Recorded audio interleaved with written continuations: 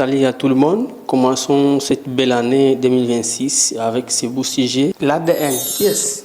J'espère que beaucoup d'entre vous ont déjà eu à entendre parler de l'ADN.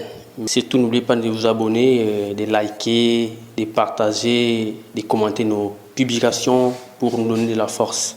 L'ADN, d'abord, c'est une abréviation qui signifie A comme acide, D comme désoxyribo et N comme nucléique. Acide désoxyribonucléique. L'ADN, c'est un support de matériel génétique. C'est cette molécule qui conserve l'information génétique.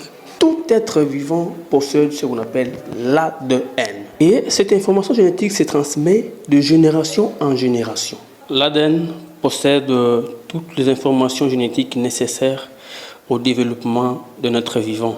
La structure double hélice, c'est une longue chaîne spirale, comme l'image l'indique, formée par des brins complémentaires.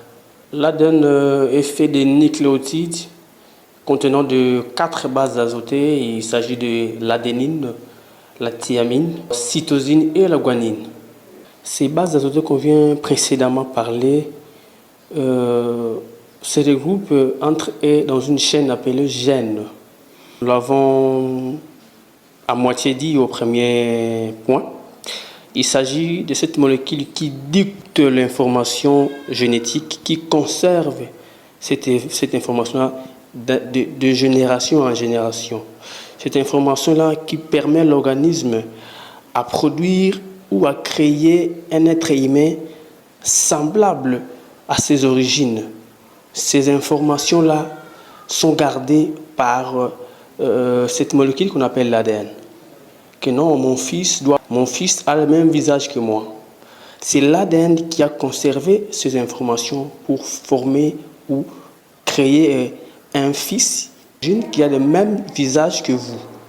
L'ADN permet d'abord de faire les analyses de certaines maladies ou sinon de faire aussi des tests de filiation, de paternité, de maternité, de fraternité. Est-ce que celui-ci est réellement mon fils? Est-ce que celle-ci est réellement ma mère? Voilà, on peut le faire via ou grâce à l'ADN. On retrouve l'ADN au niveau du noyau de la cellule, comme le nom l'indique, acide désoxyribonucléique. Nucléique, c'est-à-dire c'est au niveau du noyau. Comme j'ai dit, la cellule a trois parties. Voilà, donc au niveau du noyau, c'est là où on retrouve cette molécule. Notre prochaine vidéo va se concentrer sur les tests d'ADN.